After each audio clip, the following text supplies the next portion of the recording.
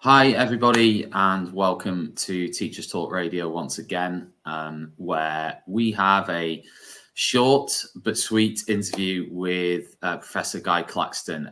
Guy, I wondered whether you could just introduce yourself to our watchers and listeners briefly. Some people will know who I am. Some people like what I am, and some people don't. I'm a retired, two-pronged person, really. I'm a professional cognitive scientist working mostly on the short version of that. The answer is non-intellectual forms of intelligence. And I'm an educator and educationalist and campaigner and irritant in some quarters. Why is it so? You've mentioned that sort of straight away. Why is it that you think some people like you and some people don't like you? Because as I've got older, you're supposed to mellow and become more conventional as you get older. I think the reverse is happening to me. I've been thinking recently about why what seemed to me to be perfectly rational and commonsensical innovations in school are only adopted so patchily, and why there seems to be such a strong hostility to anything that people can stick a label like progressive onto.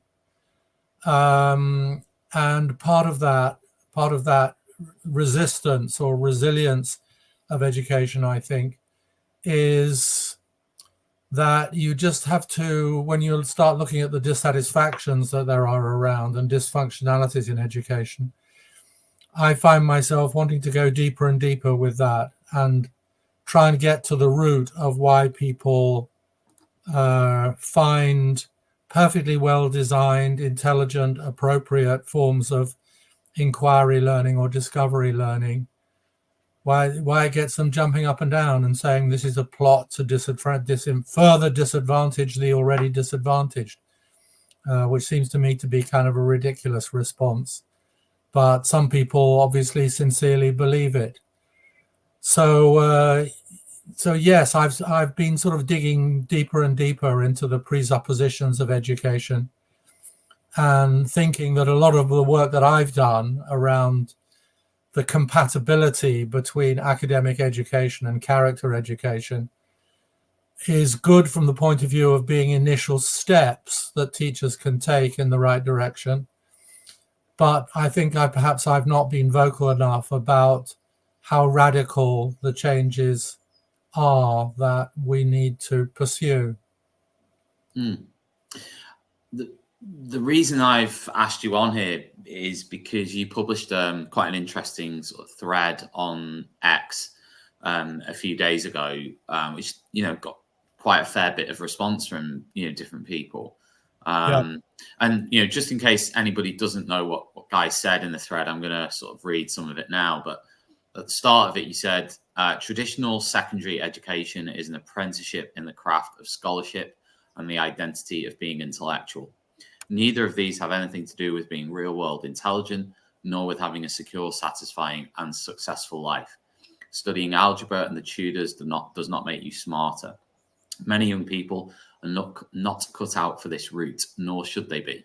The world needs only so many scholars and intellectuals. It needs dancers and comedians too. Going to university is not a necessary nor a secure route to a successful life. It's not now, nor was it ever. Further or higher education will be available to anyone whenever they think it might be useful. Much teaching and training can be found free on the web. School should be an opportunity to explore what your path and vocation in life might be, much more widely than the traditional curriculum. If it is not doing that, do it elsewhere. Young people, quite rightly, find it hard to focus on things they don't see the relevance of and which they're not very good at. They are less good at reining in their impatience than we used to be. That is not a medical condition. Being good at written tests is not one of the important life skills. Discernment, perseverance, imagination, conviviality, kindness, and articulacy are. And then you sort of finish with a quote. So I just wanted to start off with this by sort of going back to the beginning of it. And you start by saying that traditional secondary education doesn't equate to real world intelligence. Can you elaborate on that and what specific knowledge and skills you believe do sort of help? Yeah. Well, this is the coming together of my academic, scholarly self and my educator self. Could I just say, give a little bit of contextualization to this, Tom? In the original tweet, the head for this was advice to a worried parent, which is what it was about 3 or 4 days ago. I was talking with a friend of mine about their very bright, interesting 13-year-old daughter who is struggling at school, who is showing enormous perseverance and intelligence and commitment and attention to her passions, which are horse riding and one or two other things that I can't remember off the top of my head, but is in danger of being diagnosed as ADHD because she won't, like I said in one of the points here, she can't bring herself to be docilely receptive to things that seem to have no bearing on her life and her interests. So in responding to these worried parents, I bashed out these ideas. The most important bit of contextualization, you stopped just before you got to the end. That the most important sentence at the end of this tweet was to be stuck on the fridge door and debated vigorously with any young person in the house. In other words, I make it very clear that these are provocations. This is not an academic treatise. This offers a kind of different perspective, points to ponder as a way of non-pathologizing young people's resistance or disaffection to school, starting from the premise that perhaps they're right about some things and that their resistance is entirely rational. So that said, so this was just a kind of sharing to see if there are other worried parents out there who might resonate with this. So I'm not going to swing from the gallows for this. Nevertheless, this is a bit of a distillation of a bunch of things that I've been thinking about and reading about recently. My last big academic book was called Intelligence in the Flesh: Why Your Mind Needs Your Body Much More Than It Thinks, published by Yale University Press, real proper grown-up book. And it's about all the different ways in which people can be smart without being intellectual. I'm exploring, and in a new book that I'm writing as well, exploring the implications for education of ripping apart the assumption that intellect is the pinnacle of intelligence, and replacing it with the idea that intellect is one form of intelligence, which is very useful for specific purposes, but there are many other ways of being smart, and certainly many other ways of leading a successful, fulfilling, choose whatever words you like here, responsible, loving, useful, satisfying life, than being a mediocre intellectual. I should have added, if I was feeling more strongly, that it's an apprenticeship, a rather mediocre version of the craft of scholarship, which is constrained too much by the need to knock out certain small responses to preordained questions under time pressure, and under the assumption that your ability to do this is an extremely important determinant of the gateways that open to you for the rest of your life. So I think muddling up scholarship with intelligence is something that I increasingly think has had a malign effect on education, basically. When you state, though, I mean, just to clarify, when you said that traditional secondary education doesn't equate to real world intelligence. Are you saying that is what you think, or are you saying that was just a provocation? It is what I think, but a proper presentation and defense of that would take a lot more than just a bald statement. So, as I say, you have to read these statements in the context of who they were written for and what their purpose was, and to open up a little bit of debate. So real world intelligence. I mean, read books like Matthew Crawford's The Case for what's it called? The Case for Working with Your Hands, or something like that. He's an American. He is an intellectual. He's a high-ranking person in a social science think tank in Virginia, half the week, and the other half of the week he runs a motorcycle repair shop. And this book, which is wonderful, a very thought-provoking book. There's another one called The Mind at Work by another American, Mike Rose, which have really opened my eyes to the difference between being smart in a practical, emotional, familial, real-world context, and how that is different from what is taken for being smart in an educational context. But what is it that needs to, so those things you list, say them again. Say those things again. You mentioned them in your original thread. You said, I think you said discernment, perseverance, kindness. You mentioned various other things. Working with your hands is one you've just mentioned. Well, I think there are. I mean, there are two things that are missing from traditional education. There's lip service to the idea that we are in the character shaping business, but it's often very, very flabby and limp and lacks any sense of accountability. When a school says, you look at almost any school website and they won't say, send us your kids and we'll squeeze grades out of them. And that's all we will do. There is always, their offer is always something in addition to that, but it's usually something pretty vapid, like helping all young people fulfill their potential. But what I suppose, just in a nutshell, if I was to challenge you to just tell me, I know it's difficult to do that, and you've offered some context there, but if I was to say, right, just for our listeners and viewers, just to sort of characterize really briefly what real world intelligence is. What is real world intelligence? Because you could give example. Go on. It's the ability to make good judgments, good decisions.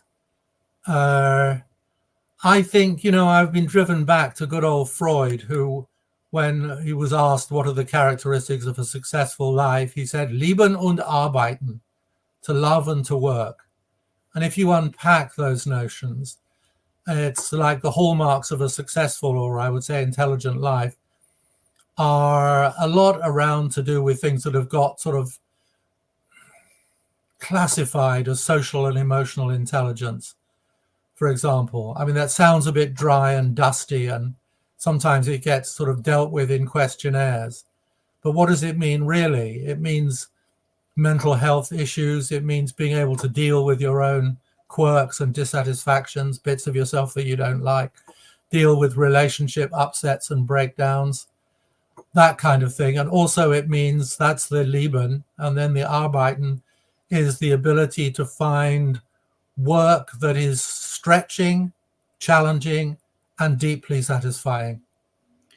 Why doesn't traditional secondary education and traditional academics within secondary education, as part of what a typical traditional secondary school might do, why does that not prepare someone or help someone to live a life where they work and love?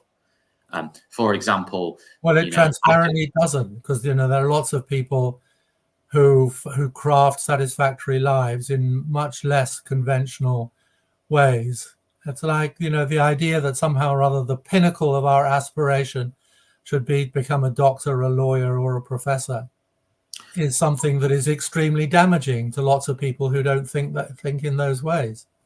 I agree, but I don't know whether, I mean, what evidence do we have right now? I mean, maybe 20 years ago, I would have thought that the evidence there would have been much more that that was the route that people were expected to take. But nowadays, there is much more of a broad range of pathways and outlets and opportunities for young people to take forward. And when you're 16, that all gets boiled down to GCSEs. Well, I mean, that's a different, yeah. I mean, I'm more talking about this idea of traditional secondary education, and yeah. I was just gearing up there to sort of ask you, you know, when you think about, you know, you've sort of characterized that as real world, this idea of real world intelligence, you know, sort of ideas, character traits, things that you don't feel that traditional secondary education brings. But yeah. For example, a study of literature, for example, yeah. Or the study of history, you know, yes. You think about real world intelligence. I mean, I'm a history teacher. So you think about real world intelligence and how much studying history could help with different real world situations. You know, you always think about history repeating itself. So that is a core traditional academic subject. Sure. But let me throw the question back to you, Tom, and say, what is the evidence that studying history has ever helped anybody who's not a professional historian function well in their life? It's taken as read, but what's your evidence for that? Well, one of the points you made in your thread was you actually said about so you gave the example, I think, correct me if I'm wrong, of comedians. I think I've just read it. Hang on. Let me go back. Yeah, this is just a very quick, like, different kinds of people. I understand it was just part of the thread, but yeah, you said, you know, the world needs so many scholars and intellectuals. It needs dancers and comedians too. But great example would be, you know, and I can think of countless comedians this applies to, but like Ben Elton, who created Blackadder. You know, I always remember he was like, I think first class honours from Oxford in history. He had a very traditional education pathway. And then went on as a very, very successful comedian and producer of Blackadder and other things. And how many comedians would you like me to cite who didn't do well at school? Well, yeah, but we could say that about any profession. You know, there's always somebody who didn't do well or did do well at school in every profession. Like, look at, like, even politics, you know, like, there's outliers, aren't there? Not in the traditional professions. It's a rare person who gets to be a KC or a bishop or yeah. I mean, I'm not saying it happens every day. Or a prime minister. Yeah, I'm not saying it happens every day. I'm not sure what your point is. Let me cite a very important paper by David Perkins at Harvard called, and it's all the research. It's a really nice piece of research. And it's summed up in the title, Post-Primary Education Has Little Impact on Informal Reasoning. In other words, the amount of education that you've consumed post your primary school doesn't make you a better thinker in the pub or on the job. So what is it specifically? So if I was to ask you, right, what is your alternative? Because you've said, you know, that traditional secondary education does not equate to real world intelligence. So I want to know what this secondary school looks like specifically from your point of view that is not the case now in these schools. Well, let's look at different kinds of thinking. We've already mentioned practical thinking. If you're teaching a bunch of electricians Ohm's law, you teach it in quite a different way, to install in their minds in quite a different way that knowledge than if you're teaching it for a GCSE physics exam, right? It's a different focus. It's a different style of teaching that is required for practical competence and practical nous. It's a different style. But let's look at critical thinking. People talk about critical thinking a lot, right? If you go to schools in Finland, I read an interesting newspaper article about this a little while ago. A guy who went to explore this movement of fake news detection across the curriculum, which is apparently a standard part of Finnish education these days. And it runs right across the curriculum, that learning to be a more discerning critic of what you read and what you hear is an essential part of being an educated person in the 21st century. He, journalist, was kind of amused and challenged to go into a primary school where he was having a conversation with a 6-year-old who was able to, or started to explain to him, to the journalist, the difference between disinformation, misinformation, and malinformation, because they've been studying it. Now, I think that's a pretty useful life skill. I would like everybody, when they're going online, to have installed a critical, proactive thinking module that says, who's telling me this? How do I know this person is who they say they are? In whose interest is it to believe this? And I don't think that standard teaching of history for GCSE develops that critical module, or that I see no evidence of it. When you say you've seen no evidence of it, though, which schools have you visited that you would say have that traditional secondary education? Well, I think an awful lot of schools that I know are struggling in a variety of different ways to improve on that standard model of education. But it is still the case that, and I really applaud, I mean, a lot of my work for the last 30 years has been working with teachers across primary and secondary schools. So I think I have a pretty good understanding of what their struggles are and what they're trying to do differently. But if you're, for example, if it's very difficult to get a school to understand how we can embed a particular form of transferable character strength development across the whole curriculum. How can we teach practical questions? How does teaching history look differently if we're using history as a vehicle for developing empathy or for developing real-world validity type critical thinking? What do we need to do differently? What's the pedagogical shift that is required if we take those desirables really seriously, rather than just trying to tack them on as part of the co-curriculum or just paying lip service to them? And there are a lot of schools that I know that have been really pretty successful at that. But I suppose my question was there, though, is not the schools that you've worked with who are doing what you're suggesting, but the ones that currently are traditional secondary education high schools. Yeah. My question was, because you talked about the evidence for history, you gave that as an example. I'm just asking, which of those schools have you visited that you've been in that you can say, yeah, you know, this proved my theory that traditional secondary education does not develop real world intelligence?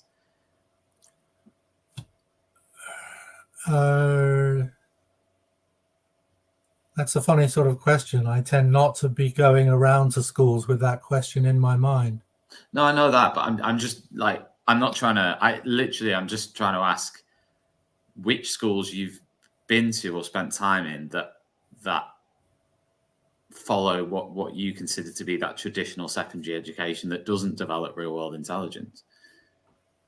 Well, why would I be invited into such schools?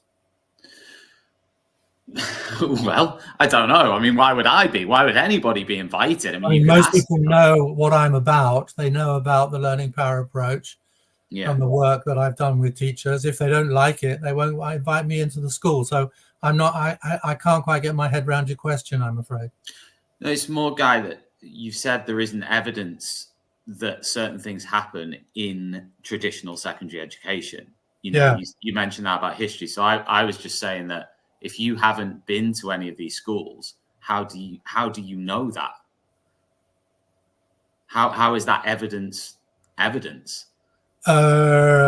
Well, it's evidenced in the research literature. I think I've quoted you just one study from the Harvard study, but there are a lot of other things that I could, if I sat down and thought about it harder, I would be able to direct you to, which shows that the traditional education is, well, there's another example, an example that David Perkins uses, which came out of his research studies, of a group of kids in a math lesson who'd been studying our good old Newton's laws of motion, and they've been working on the problem of, how fast is a stone going when it hits the ground if it's dropped off the top of a 100-meter tower.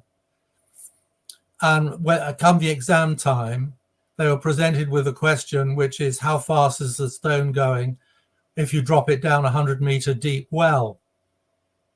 And they said, we couldn't do it. We haven't been taught that. Now, that's not very good, is it? If the kind of teaching that we're doing doesn't transfer, even in that extremely limited way, if we're not teaching for transfer, and there's a lot of good evidence that shows that a lot of what it gets taught in school stays in school. Some of the much reviled Joe Bowler's work shows that there are ways of teaching maths which reliably cultivate a sense of, this is useful, this is transferable, I can make use of this in my everyday life. And there are ways of teaching maths which don't have that effect, and they both get roughly the same quality of results in their GCSEs. But the style of teaching which carries over into real world benefit is a different style. And that's what I'm interested in. Okay. So, I mean, obviously I've been teaching, this is my, I think, 17th year of teaching. And I personally have taught in a myriad of different ways. I have taught, if you like, in the traditional secondary education way. I have, used lots of the tools that you might be familiar with. For example, not to the letter, but I've used a lot of the tools around things like direct instruction, teach like a champion, and so on. Not to the letter, but I've used many of those tools from the toolkit. But I've also used what I guess would be caricatured as inquiry, discovery learning. I've used activities that somebody from the outside would look in and say, well, that's progressive teaching. That's letting the students learn for themselves. Okay. I've used all of those. And, my question would be is, what is the data or the evidence or the information that tells me or us that one of those methods is better for developing children into happier or better or more intelligent in the real world adults? That's my question, is what, how can we say that one out of those two is better than the other? Because I haven't seen unless I mean, it depends on, I mean, how successful you are depends a lot on what your character is. So nobody, least of all me, is saying, here I am sitting in my study surrounded by books. I am the stereotypical intellectual, and a traditional education worked well for me. But that doesn't mean, I don't have much sympathy with people who say that the goal of education should be to get more poor kids to Oxford. I don't think that some poor kids may want and need and deserve to go to Oxford, but all of them to go to Ivy League universities or Russell Group universities, I don't think that should be our aspiration. So I don't know, but I just have a strong feeling, Tom, that that's fair enough. That's absolutely. We could be doing much better, that there are desirable outcomes of education, which a lot of people would say, yes, are desirable, even some of the most hard-nosed traditionalists will say, yes, perseverance, imagination, critical thinking, very desirable. But their article of faith is that somehow by plowing through the traditional curriculum, these characteristics will automatically kind of drop out as a kind of side effect of studying traditionally. And I think there is, I mean, I can't point you at high quality research studies right off the top of my head, but I can point you to conversations that I've had with the directors of, just for the sake of argument, the Oxford and Cambridge student counselling services, who are dismayed by the increasing brittleness and fragility of young people, these apparent pinnacles of success of our education system, people who get to Oxbridge, in some sense, the icons of our success, who arrive with a very kind of brittle and fragile sense of their own intellectual competence, and who get very distressed. That's a lot of people who they see in their waiting room. Something like, I don't remember the figures, but something like 5 to 10% of the youngsters at those institutions will end up with some version of imposter syndrome, or feeling miserable or stupid because they're not coping as well as they should. And in these conversations I had with these two directors, they were saying that, there are all kinds of reasons. We could unpick this in a whole lot of different ways, but one of the possible contributories to this worsening state of affairs is the fact that the pressure on teachers, well-intentioned, well-meaning teachers, to get the grades that get them through those gateways tends, even if they don't intend it, to lead them into a kind of teaching which neglects to develop the sort of resilience and resourcefulness which they are now suffering from the lack of at their universities. So I think it is all, I absolutely agree with you. I think there's a big spectrum of interest here, like all schools lie on a spectrum, and all teachers lie on a spectrum, of how well we're managing to pay attention to these other desirables, like resilience, resourcefulness, criticality, informed skepticism, etc., etc., etc., all those kinds of things. I don't know anybody who argues against the value of those things. But I think that the actual business of embedding a form of pedagogy and a kind of culture in schools which is conducive, systematically, successfully conducive to the development of those things is difficult, because it's running against the tide of some deep-seated assumptions that are embedded quite deeply in the whole fabric of school. And that's where the radical bit of me comes in. But it shouldn't be as hard as it is to be trying to squeeze, particularly in secondary schools, into trying to make that sort of pedagogical shift. Quite a lot of people have done it. Lots of people are struggling with it. But it just disappoints me that that shift is not, and puzzles me about why that shift is not happening more quickly or more reliably, why it's not kind of catching fire in schools across the world, when there, as you've said, there are so many kind of working examples of schools that are managing to do this, where kids do get good results. Go to Isaac Newton Academy in Seven Kings in Ilford in northeast London, and you'll find a school that's getting incredibly good value added and working very successfully to develop these character traits. The proof of concept is out there, but still the thing that is worrying me is why it seems to be such an uphill struggle in many schools to get this embedded. But also, you've just mentioned the value added, but surely that links to the thing that you've been railing against, which is exam scores. You've said the value added in these places is great, but surely that goes against the original, because that is to do with exam scores.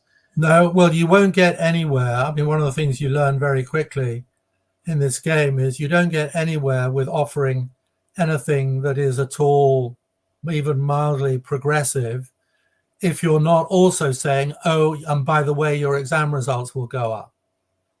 I wouldn't have had the small amount of success that I've had in my career if I'd got into a head teachers conference and said, I'm going to present to you a reliable way of helping your kids become more resilient and resourceful, imaginative. There's only one problem we haven't fixed yet, which is that your exam results will plummet if you do this.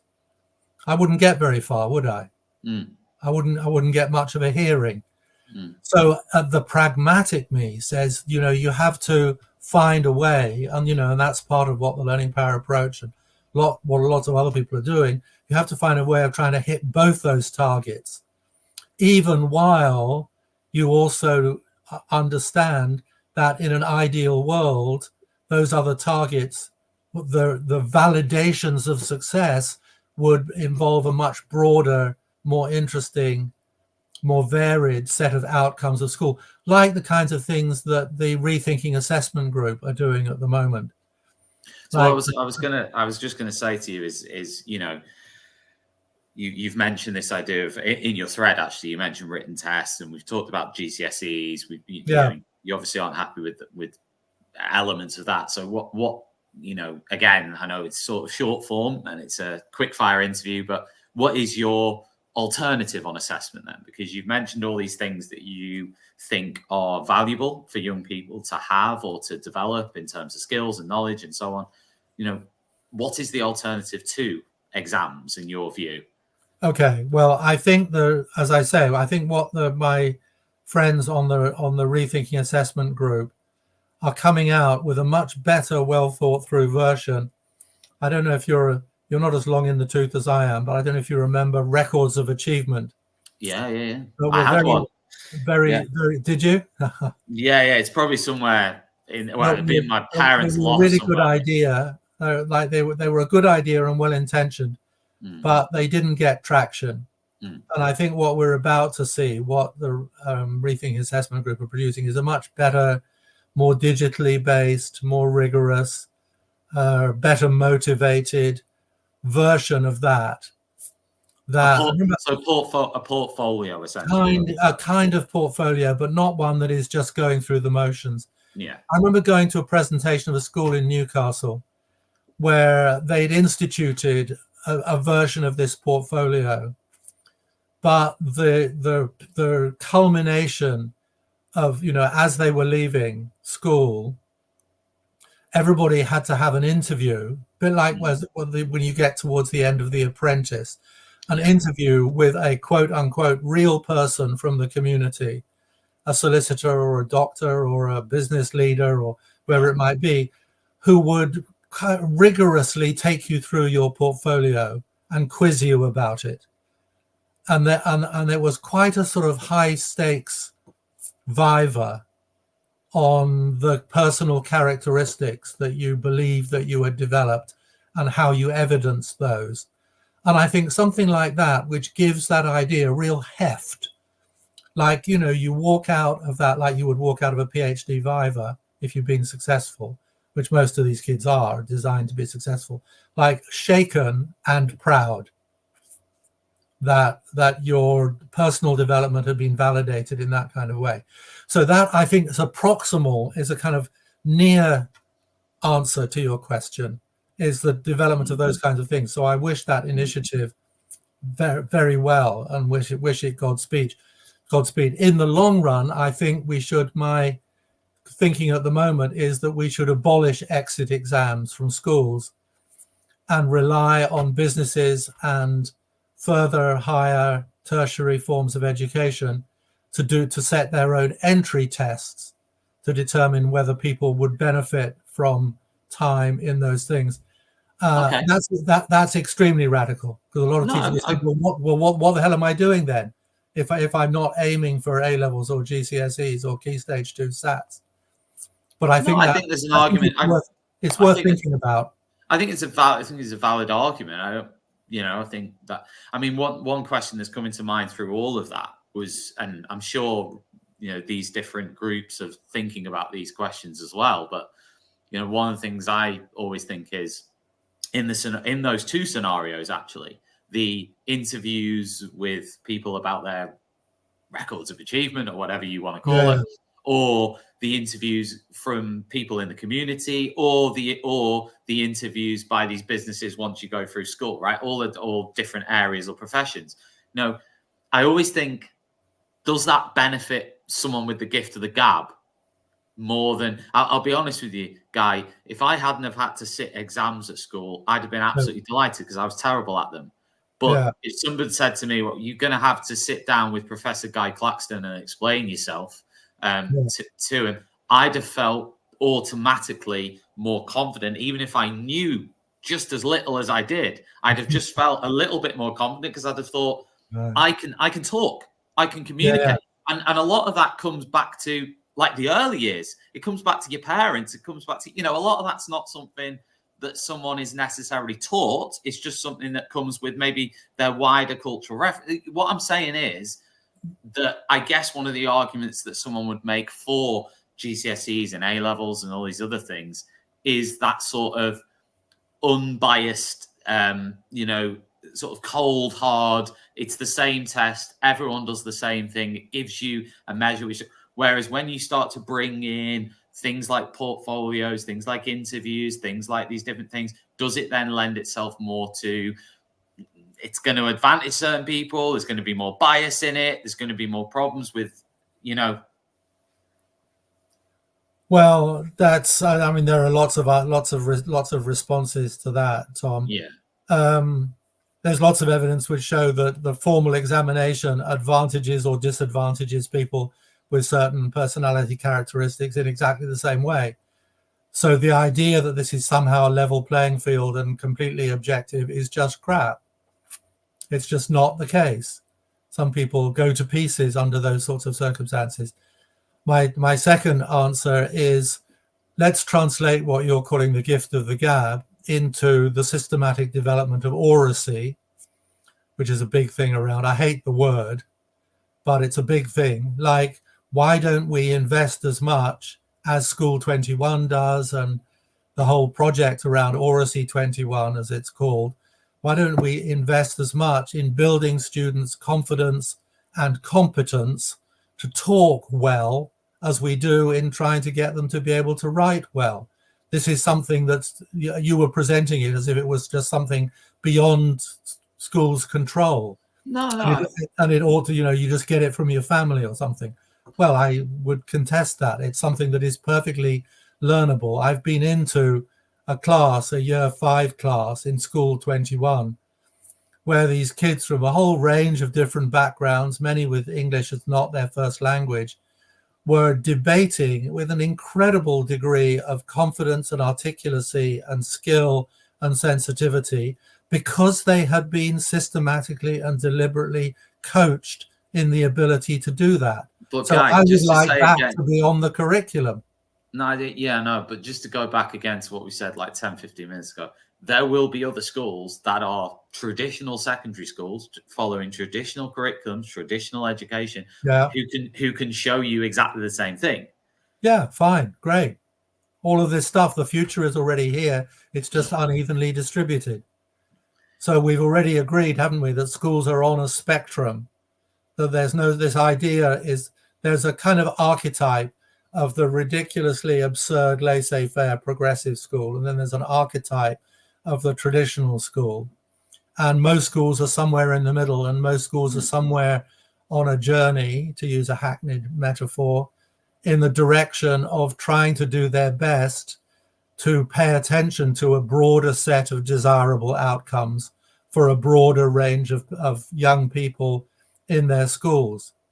But the point that is preoccupying me at the moment is that nevertheless, that seems to require a degree of bravery by school leadership and by individual teachers to feel that they're somehow bucking the trend of Ofsted and Gove and powerful figures in the culture who are trying to get them to swim in a different direction, and who've developed a narrative which rubbishes the attempt to do anything other than achieve traditional scholastic outcomes.